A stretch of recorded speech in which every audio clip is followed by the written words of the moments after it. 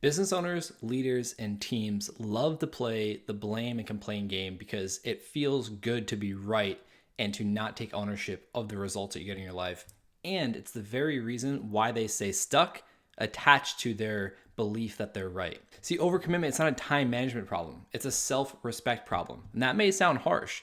And at the end of the day, it's not my job to coddle people or to make them feel better about where they are. It's to create that level of attention of reality of where they are and bridge the gap between where they want to be. And so if you're dealing with an overcommitment problem or a people-pleasing problem, you have to understand that this is rooted in fear. Fear of not letting other people down or fear of not being worthy.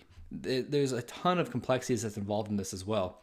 But the real point here is if you have an overcommitment issue, it's not a time management problem. You're trying to solve a surface level problem by saying it's a time management problem. And when you do this, when you focus on surface level problems, you're going to get stuck with surface level results that don't move the needle or that don't sustain themselves. So what you have to do is you have to understand that at the root of this time management problem of overcommitting yourself or people pleasing, you're abandoning yourself. You're not prioritizing what matters to you. And then people will say, well, no, that's not true. I value this and I value that. It means a lot to me. And I love to say, well, don't tell me, show me. Show me your calendar. Show me your schedule. Show me where you actually prioritize the things that you tell me are valuable to you. Because I know the results that we get are based upon our psychology and the prioritization that we participate in. And the results are also an evidence of the things that we value by virtue of the demonstration to get those things. So if we're not happy with our results, we have to first change our psychology, how we view the world, our mindset, our perceptions, all these pieces. And then we have to change our behavior, how we're going about prioritizing things. Because by virtue of the definition of priority, anything that's not a priority comes after. And so a lot of people get stuck chasing all these things, being a taskmaster, playing below the line rather than above the line, creating strategic ignorance to allow for strategic significance. We get stuck just trying to do things to feel better about being needed, feel better about making progress, even though it's not real progress, it just feels like it is.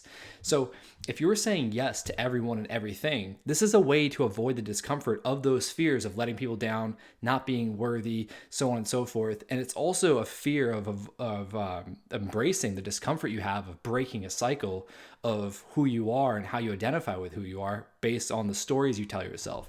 And a lot of times people have a story that is, I don't have enough time, or they have a complaint about where their time's going.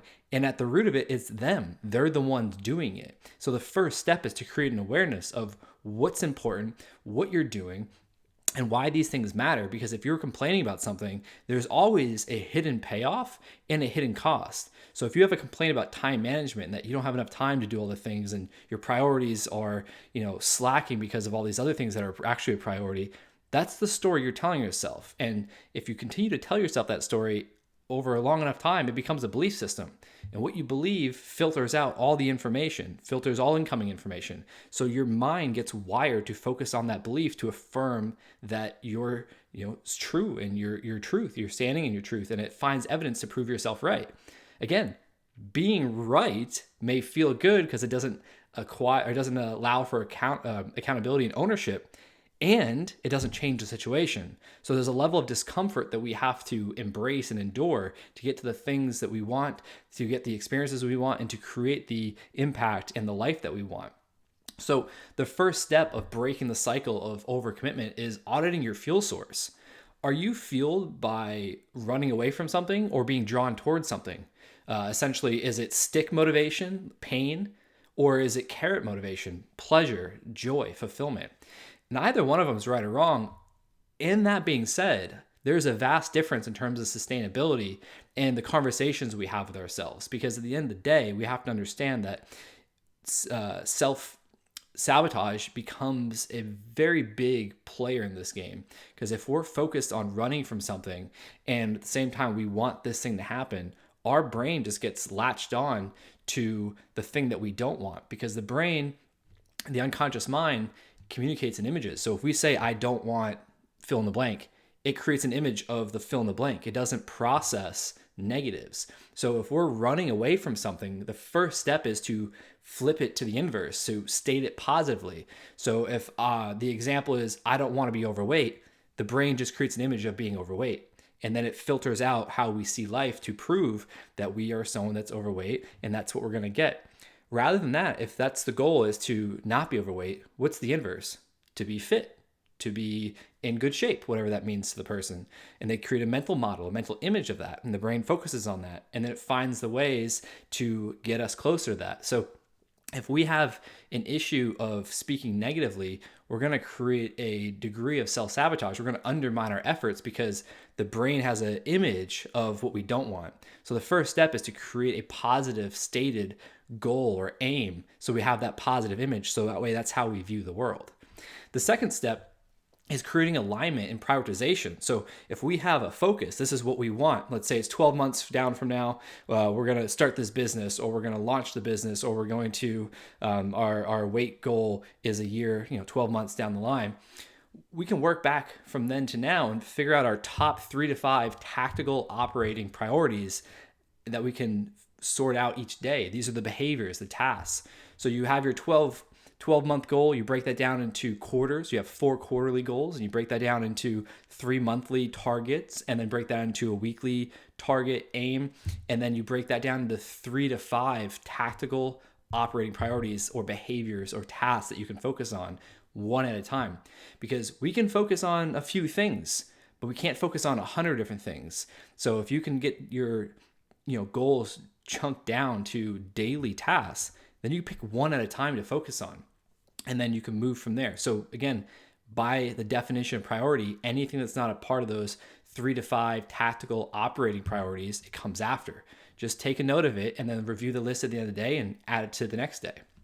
The third step is deadlines. Deadlines create accountability for self and allows us to prioritize what really matters. So if we have a goal for X and we deem these, tactical operating priorities as the necessary way, well, creating deadlines in terms of these 3 things I need to get done by the end of the day, that creates a sense of urgency. And that also holds us accountable to the plan, the tactical plan.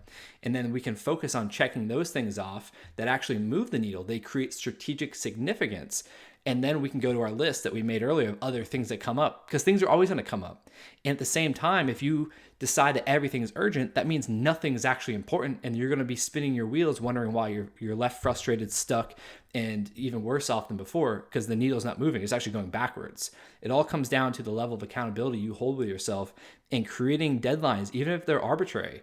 It allows you to have a sense of urgency and prioritization to the plan, and then anything else that you make on that list or you write on that list can come after. So you have the freeness of anxiety because it's still there. You write it down, you get it out of your mind, you're back to focus.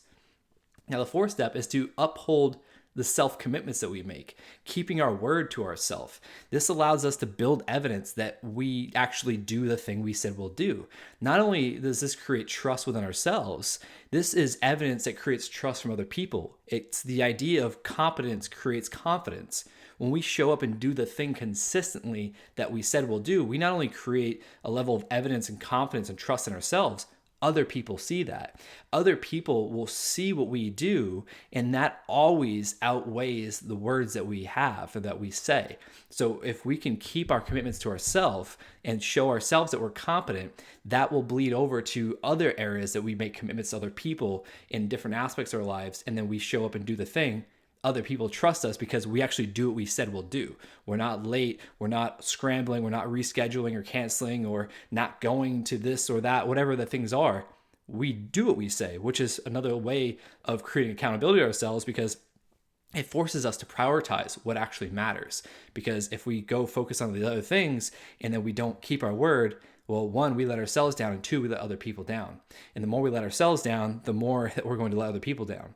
The overcommitment, people-pleasing thing comes here, and people will say, oh, well, no, I'm focused on other people.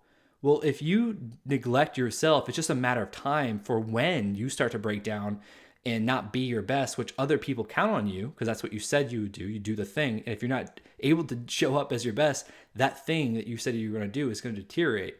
And then you get to a point where you actually become a burden to other people.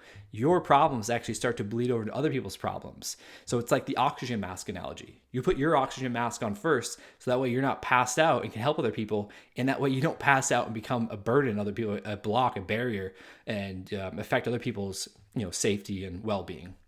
And the fifth and final step to breaking the cycle of overcommitment is to build in flexibility rather than rigidity, building in protocols and plans and processes that are flexible. I like the idea of thinking ritual over habit. A ritual is just something you do before the next thing. A habit tends to be a rigid, at this time I'm gonna do X, Y, and Z. So rather than that, build in a plan of protocols, of rituals that act like boundaries, but also allow you to be really flexible. So that way you're not focused on perfection and intensity over consistency. And it allows us to have peace of mind and also demonstrate to other people based on these priorities. Here's my plan. Also, you're going to block in some extra time so that way you give yourself a buffer. In between meetings, this is great. Having a 10, 15-minute window between meetings allows you to be flexible, allows you to go over a little bit if you're in a nice flow state with a conversation. It also allows you to reset, recharge, allow the brain to recover, and then be at your best for the next meeting. Now, the hard truth is that people that don't value their word, they don't value their time. And people that don't value their time don't value themselves. And they'll say, oh, I do value myself, but I continue to not sleep well, eat well, exercise consistently, or I just never have time for myself and I'm constantly stressed, worrying about other people. Well, that is the exact definition of what we're talking about. Because if you don't value yourself, how can other people take you serious and trust that you're not going to burn out and be able to, take them in consideration, the words, the commitments you made to them? So if you don't value your time, you have to understand that that's a you problem. You just don't have the self-respect and the discipline. Maybe you want to, but again, don't tell me, show me. So if you truly value yourself, that is something that I should see you demonstrating by putting on your calendar and by your behavior, that you value yourself by doing those things, whatever those things are for you. For me, it's exercising 3 times a week in the gym. I also like to golf throughout the week. It's more times than not, I'm in bed by 10, up around 6:30. My sleep is the foundation. And then every day I have a choice of what I put in my body. Besides our mind, that's the most important choice we have, is what we consume in terms of food and beverages. So those are my 3 non-negotiables that I stick to. And that allows me to be at my best and at least have the opportunity to endure challenges that come at a higher level than allowing them to crush me like it did in the past, or like it does many people. So being able to take yourself serious and make a commitment to yourself that you're going to prioritize yourself and value yourself, that is going to create so much evidence in terms of other areas of your life. And at the end of the day, when you value yourself, you become better and you demonstrate better for other people, and they become inspired to do the same. And so we have to remember, overcommitment, it's not a badge of honor. It's actually an avoidance tactic of resistance to making the tough decisions, to be disciplined, and to let go of the fears, let go of the anxieties, the limiting beliefs, the stories we tell ourselves, and create a new story that by taking care of myself, I'm going to be at my best for other people, or at least have the higher probability of being at my best and performing it the best way I can. Because at the end of the day, the results we get in our lives depend on the level of which we show up and perform in those areas of lives. And that all comes back to our psychology. And that's going to be for another video. I'm going to break down four simplified layers of psychology, of mindset.